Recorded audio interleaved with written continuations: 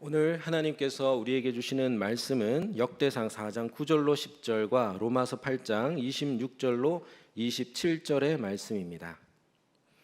먼저 역대상 4장 9절로 10절을 봉독하겠습니다. 야베스는 그의 형제보다 귀중한 자라. 그의 어머니가 이름하여 이르되 야베스라 하였으니 이는 내가 수고로이 낳았다 함이었더라. 야베스가 이스라엘 하나님께 아뢰어 이르되 주께서 내게 복을 주시려거든 나의 지역을 넓히시고 주의 손으로 나를 도우사 나로 환난을 벗어나 내게 근심이 없게 하옵소서 하였더니 하나님이 그가 구하는 것을 허락하셨더라. 로마서 8장 26절로 27절의 말씀을 봉독하겠습니다. 이와 같이 성령도 우리의 연약함을 도우시나니 우리는 마땅히 기도할 바를 알지 못하나 오직 성령이 말할 수 없는 탄식으로 우리를 위하여 친히 간구하시느니라. 마음을 살피시는 이가 성령의 생각을 아시나니 이는 성령이 하나님의 뜻대로 성도를 위하여 간구하심이니라. 아멘. 네, 우리 옆에 있는 분들과 한 번 더 인사하겠습니다. 주님이 도우십니다.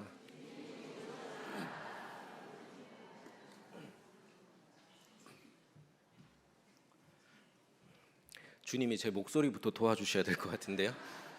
2부 마치고 아내가 용각산 먹으라고 용각산 먹고 올라왔는데 아내에게 제가 아모르 파티 아냐고 물었어요. 그러니까 즉각적으로 노래로 화답을 했습니다. 연애는 필수, 결혼은 선택. 경건하신 분들은 안 웃고 계신 거예요.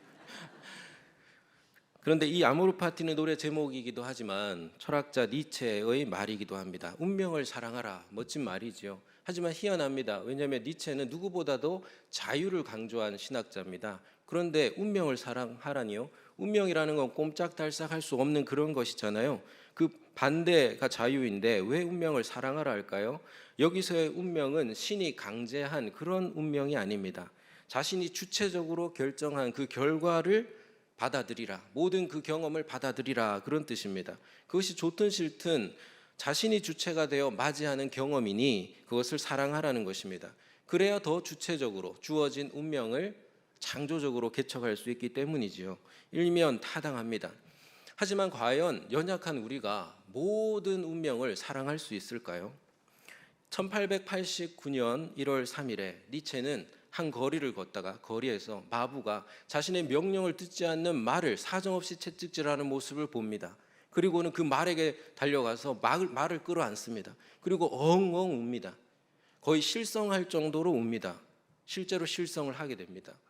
그 이후로 11년간 니체는 심한 우울증과 그리고 정신착란을 겪으면서 거의 격리된 채 지내다가 생을 마감합니다.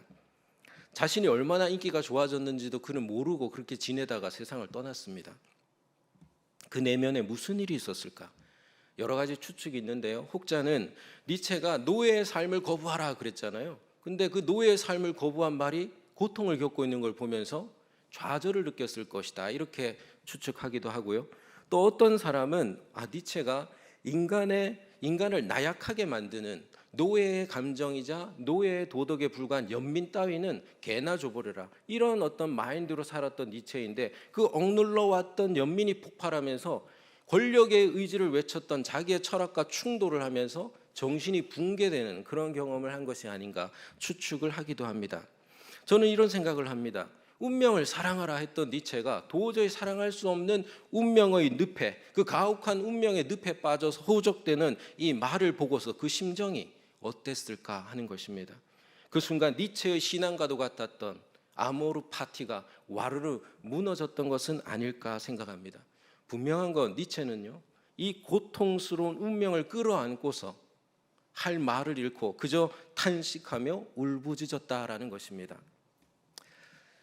평소에 잠이 안 오시는 분들께는 제가 역대기상을 추천드립니다. 읽어보시면 족보가 1장부터 9장까지 진행됩니다. 잠이 스르륵 옵니다. 그런데 이 긴 족보는 왜 있느냐면 이스라엘 백성이 포로 생활을 끝내고 귀환한 다음에 자신들의 뿌리와 역사를 알아야 되잖아요. 그래서 이렇게 긴 족보가 나 있는데 그 긴 족보의 틈바구니에 한 인물의 짧은 생애가 기록되어 있죠. 그가 누구입니까? 바로 야베스입니다. 이 야베스는 지역명이기도 하거든요. 그러니까 지역명이 되었다는 것은 아주 좋은 일이 있었거나 아주 안 좋은 일이 있었거나 둘 중에 하나거든요. 어떤 경우일까요? 야베스는 역대상 4장 9절 전반부를 보면 그의 형제보다 귀중한 자라 했습니다. 이게 무슨 뜻일까? 귀중한 자다.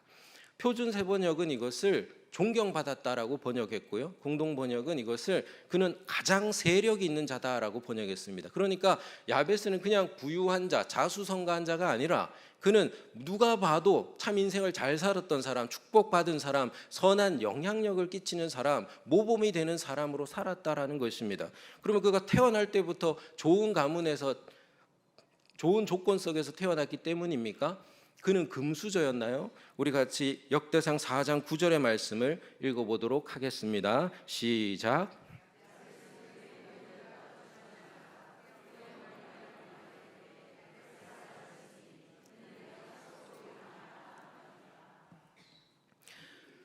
자녀를 낳으신 분들은 다 수고해서 낳으셨지 않습니까? 근데 왜 이렇게 생색을 낼까요?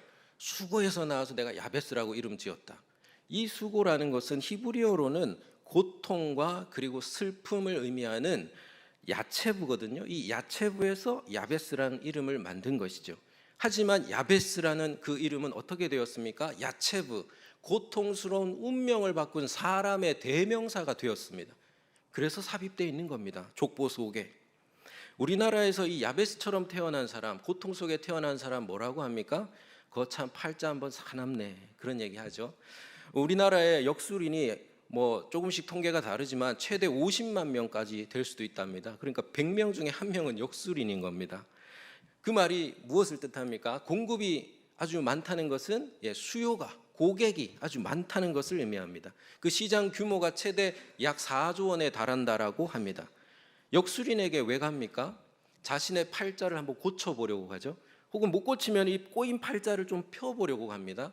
어떤 명리학자가 그러대요. 운명의 명은 못 고친다. 하지만 운명의 운은 좀 좋게 할 수 있다. 이 얼마나 솔깃한 이야기입니까? 여러분 사주팔자 아시지요? 한 사람의 인생의 집이라는 것은 그 사람이 태어난 연, 월, 일시라는 네 기둥, 사주에 의해서 세워진다라는 것입니다. 좀 더 구체적으로 말씀드리면 10개의 천간이 있고 12개의 지간이 있는데요. 하늘을 대표하는 글자가 10개가 있고 또 땅을 대표하는 동물들이 12개가 있는데 그 한 자씩을 더하면 두 자가 되죠. 이렇게 만든 글자가 60개, 그것이 바로 60갑자입니다. 이 단어를 연, 월, 일시의 숫자에 따라서 이렇게 배정을 합니다. 그러면 두 글자가 네 군데 배정이 되니까 2, 4, 8이 되죠.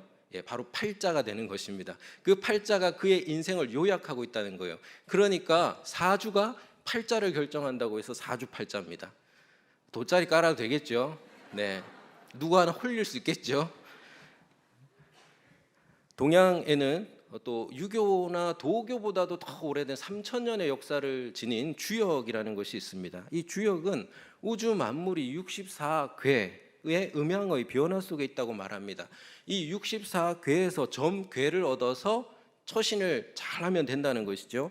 각 궤에는 6효라는 게 있습니다. 그러니까 64 곱하기 6을 하면 384효가 되죠. 그 효마다 뭐라고 적혀 있냐면 여자 조심해라, 어느 물가로 가지 마라, 뭐하니 뭐해라라는 아주 애매모호한 글들이 적혀 있습니다. 그것을 뽑아서 이제 잘 처신하면 운에 좋다라는 거죠. 이걸 또 그럴듯하게 잘 풀이하면 그 사람이 아주 신통한 사람인 것이죠. 너무 잘 아니까 지금 약간 의심의 눈초리로 바라보시는데요. 공부해서 아는 겁니다. 이 설교를 위해서 주역을 열심히 공부를 했습니다. 공부하면서 느낀 게 진짜 어렵고 복잡하다. 그런데 이런 마음도 들었어요. 야, 진짜 간절하구나. 야, 진짜 애쓴다. 어떻게든 운명을 좀 알아내서 그 운명을 좀 좋게 바꿔보려는 그 노력이, 그 간절함이 저에게 느껴졌습니다. 여러분, 야베스는 고통스러운 운명, 그 사나운 팔자를 어떻게 바꿉니까? 역대상 4장 10절 말미에 보면 그가 구하는 것을 허락하셨더라 했습니다. 그는 구했습니다. 야베스는 기도로 운명을 바꿨습니다. 10절의 전반부를 보시면 야베스가 이스라엘 하나님께 아뢰어 이르되 했습니다. 이 아뢰어라는 말이 기도했단 말인데 조금 아쉽습니다, 번역이. 왜냐하면 아뢰어가 원래 원어로는 와이크라인데 원형 카라입니다. 카라 하니까 어때요? 콜, 그리고 크라이랑 비슷하죠. 실제로 두 가지 의미가 있습니다.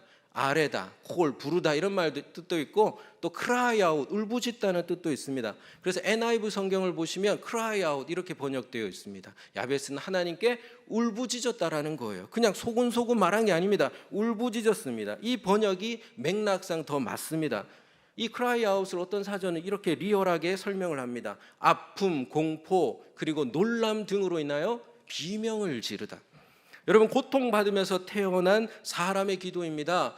구해주세요, 환난에서 근심에서 구해주세요라는 기도입니다. 그렇다면 그 기도의 카라는 cry out이 맞는 것이죠. 놀라서, 아파서, 무서워서 비명을 지르듯이 그렇게 부르짖는 기도임에 틀림이 없습니다.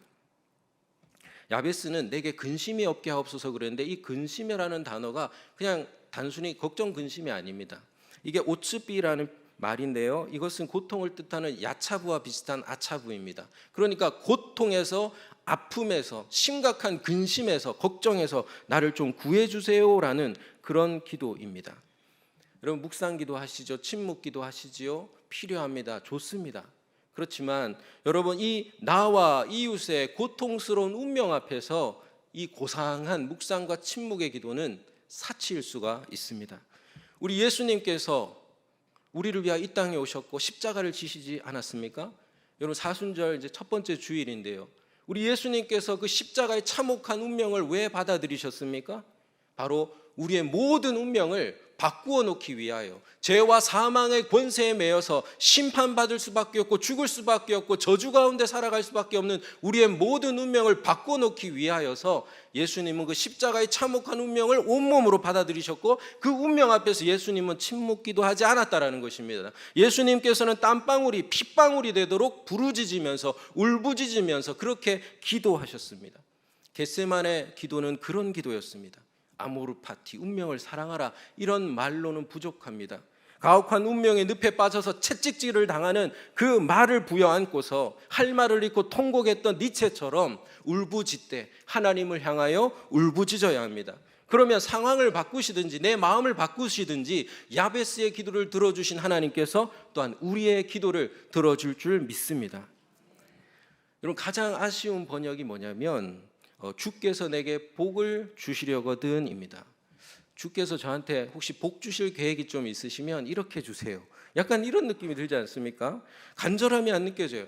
오늘 원어를 많이 말씀드려서 죄송한데 임이라는 단어가 있습니다. 이 단어는 진실로 결단코라는 단어입니다. 그래서 KJV 성경을 보시면 indeed, 진실로, 참으로라는 단어가 들어가 있습니다. 그래서 우리가 예전에 기억하는 옛날 번역 아시지요? 그 번역에 뭐라고 되어 있습니까? 원컨대 주께서 내게 복에 복을 더하사라고 번역을 했죠.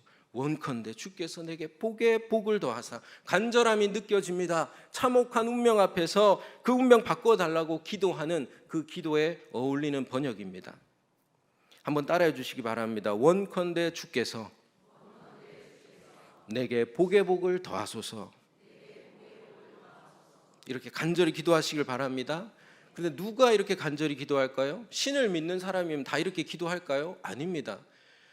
천재 물리학자였던 아인슈타인은 이 세상을 신이 만들었다고 믿었습니다. 하지만 그는 우리의 기도를 들으시고 우리를 돕기 위하여서 권능의 손을 내미시는 그런 주 하나님을 믿지는 않았습니다. 그는 세상 가운데 프로바이드, 제공되는 프라비던스, 섭리의 손길을 믿지는 않았습니다.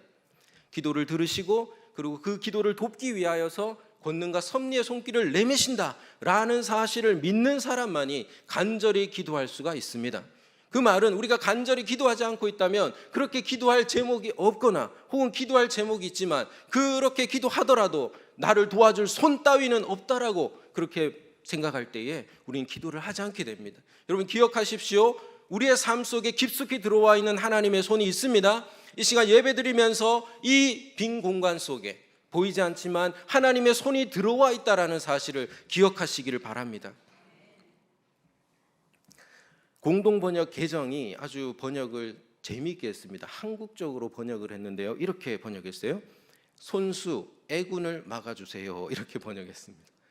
애군, 환난을 애군으로 이렇게 바꿔서 번역했는데요, 세상은 애군, 불행 이런 걸 어떻게 막습니까? 의지를 다해서 노력을 다해서 점도 보고 그리고 부적도 써보고 굿도 해보고 권모술수를 모든 것을 동원하여서 한번 막아보려고 합니다. 하지만 우리는 무엇을 믿습니까? 하나님이 손수 막으심을 믿는 것입니다. 기도하면 주의 손이 쑥 들어와서 나를 도우사 애군을 막으시고 환난에서 벗어나게 할 것을 우리는 믿습니다. 이 애군이라는 표현은 오해의 여지가 있죠. 이 단어는 원래 원어가 라인데요, 악을 뜻합니다.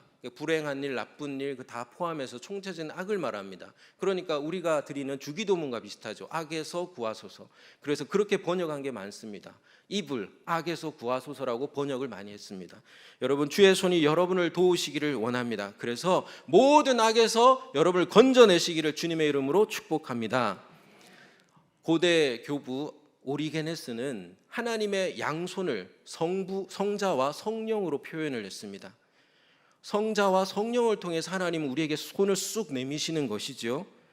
바울은 성령이 어떻게 주의 손이 되어서 우리를 도우시는지를 로마서 8장 26절에서 말씀하고 있습니다. 우리 같이 한번 읽어보도록 하겠습니다. 시작.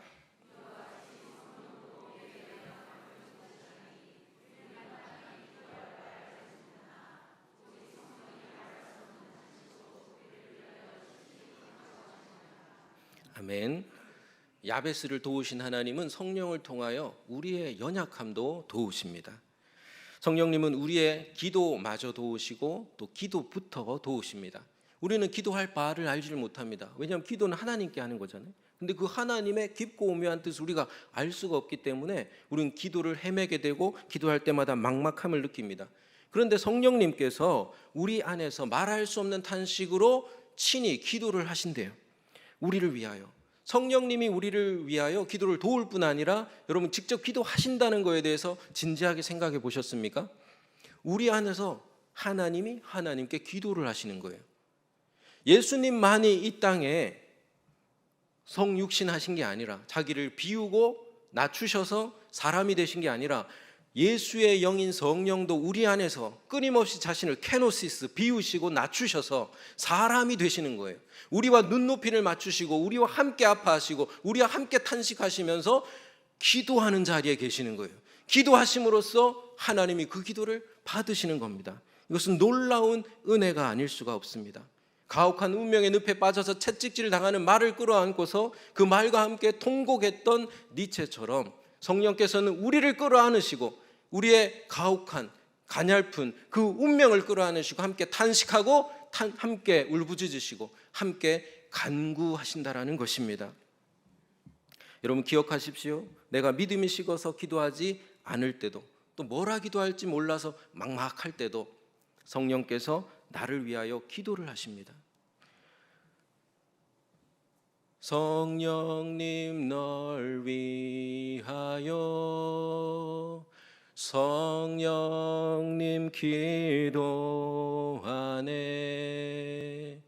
내가 홀로 외로워서 마음이 무너질 때 성령님 널 위해 기도하네. 세 분 따라 부르셨습니다. 굉장히 외롭네요, 여러분. 우리 서로를 향하여서 한번 축복하면 좋겠습니다. 성령님 널 위하여 다시 한번 고백하겠습니다. 성령님 널 위하여 성령님 기도하네. 성령님 기도하네. 내가 홀로 외로워서 마음이 무너질 때 성령님 널 위해 기도하네. 아멘.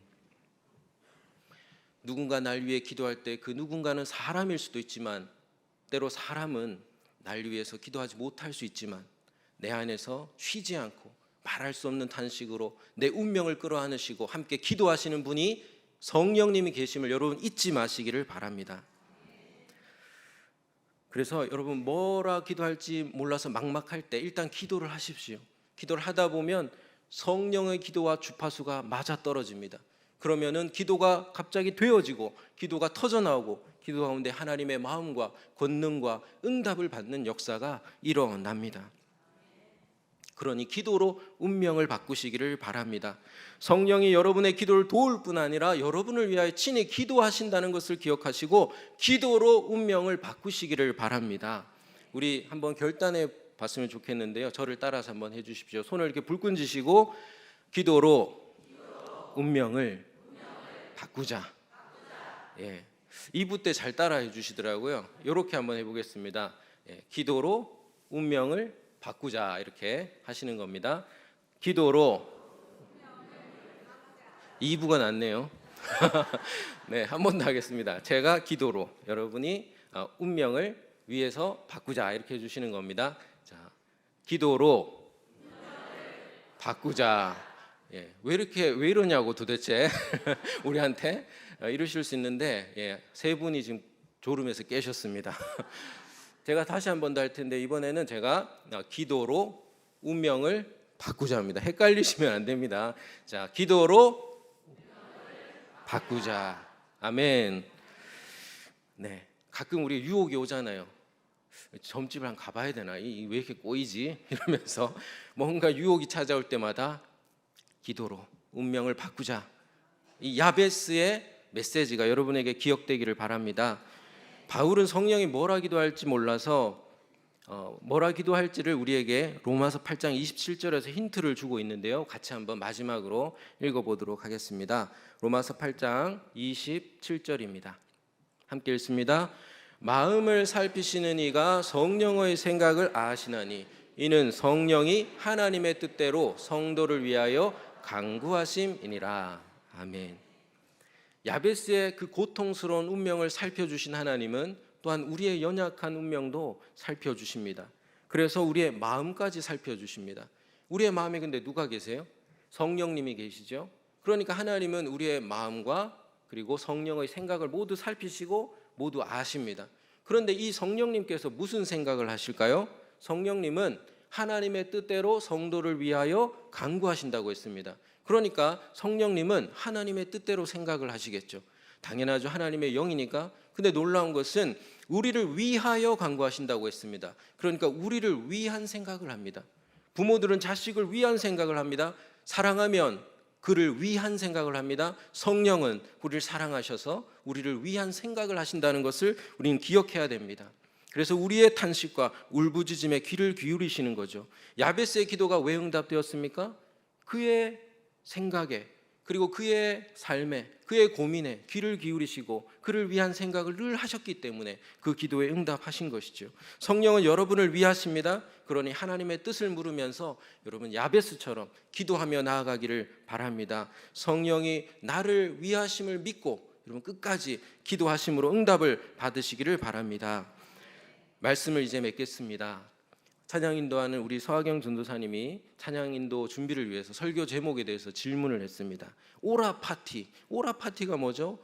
하나님께 오라는 건가요? 뭐 이렇게 질문을 하던데요. 이 뜻은 뭐냐면 라틴어인데 운명을 사랑하라가 아니라 운명을 기도하라는 뜻입니다. 아모르 파티는 운명을 사랑하라는 것이고 오라 파티는 운명을 가지고 기도하라는 것입니다. 왜냐하면 우리는 모든 운명을 사랑할 수는 없거든요. 우린 슈퍼맨도 아니고 초인도 아니거든요. 그런데 우리가 초인이 아니고 슈퍼맨이 아니라는 사실을 역설적이기도 그 말을 했던 니체의 삶이 증명을 하고 있습니다.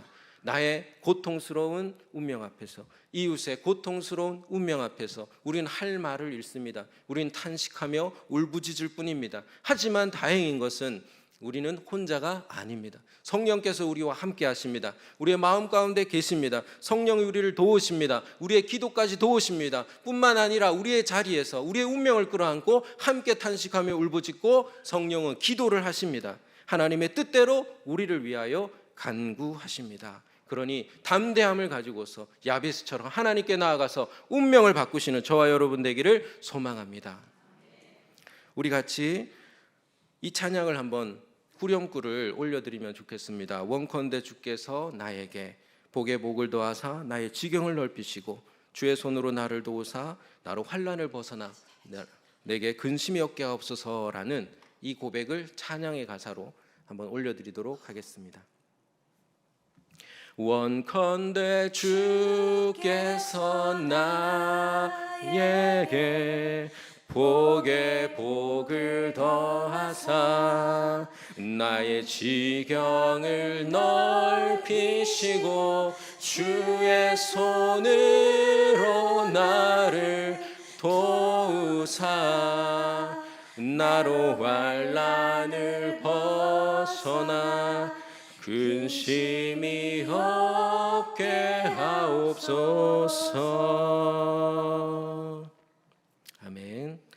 우리 시간 우리의 운명을 바꾸기를 원하시는 하나님께 기도하며 나아가겠습니다. 우리는 우리의 운명을 사랑해야 합니다. 주체적으로 받아들이며 창조적으로 개척해야 합니다. 하지만 우리는 우리에게 주어진 모든 운명을 사랑할 만큼 전능하지를 않습니다. 우리는 가혹한 운명의 장난 앞에서 탄식할 수밖에 없습니다.